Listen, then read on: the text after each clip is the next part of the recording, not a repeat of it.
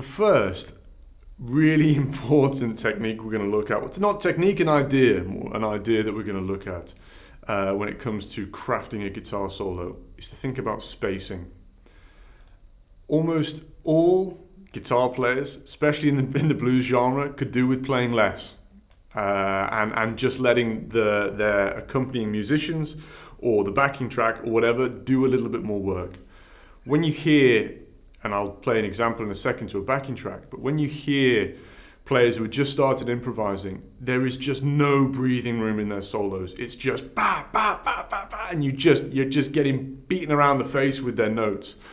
And from a listener's perspective, that can be a little awkward or uncomfortable, or it doesn't sound great.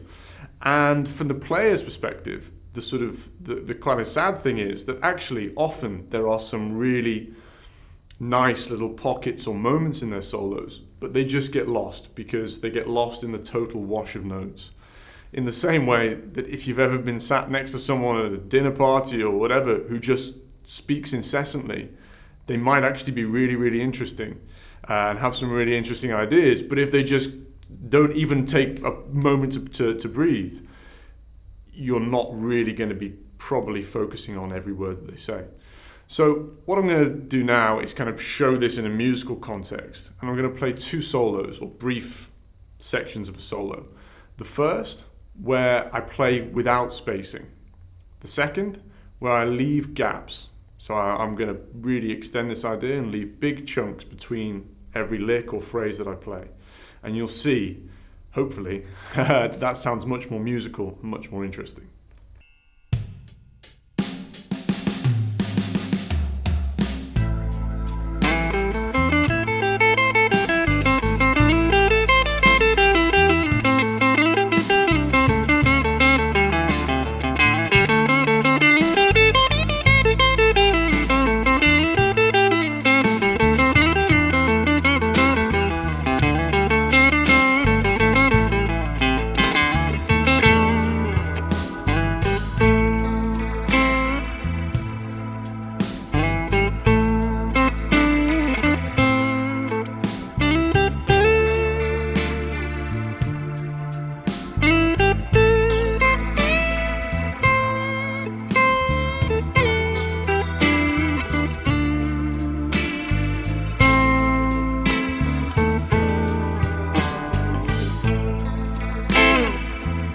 Now, I was having a little bit of fun and getting a little bit carried away with the first one because I was just going full pelt, slamming as many notes in there as possible.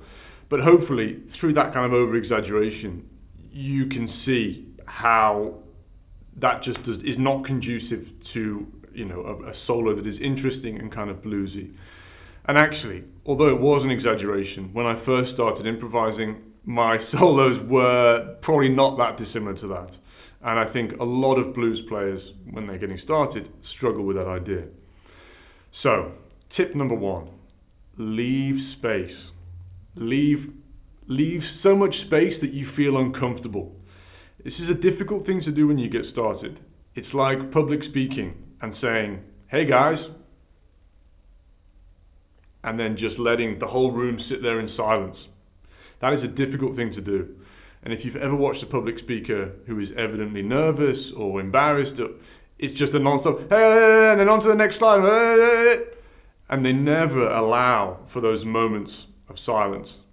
But, as you could hear in the second solo, when you take that time between the licks, when you just leave that kind of breathing room for the backing track or your fellow musicians to play, every lick that you then add into the mix pops out. Not only that, not only does it pop out and actually say something a bit more interesting, but you as a player can plan your next move a little bit better. You can listen to the backing track and, okay, I'm going to go now. Or, okay, this is going to be a cool idea to add in there. And it just slows the whole thing down and it makes it more enjoyable because you're not chasing around your tail. What am I going to play next? Hey, it's all good. I've got 5 seconds. I've got a couple of seconds before the next lick. It's a virtuous circle all round. More fun to play, more fun to listen to, more relaxed. And that's ultimately what this should all be about. It's fun. So, give that a go. Improvise with the backing track. Try and leave as much spacing as you can. I'm also going to add in some links to famous blues songs that really utilize this idea of spacing and leave a lot of gaps between the phrases. There's a British blues guitarist called Paul Kossoff, who I'll link below, and he was a master of doing this, just leaving huge gaps. It sounds amazing. So you'll see it in the context of some famous rock and blues songs as well. So give this a go.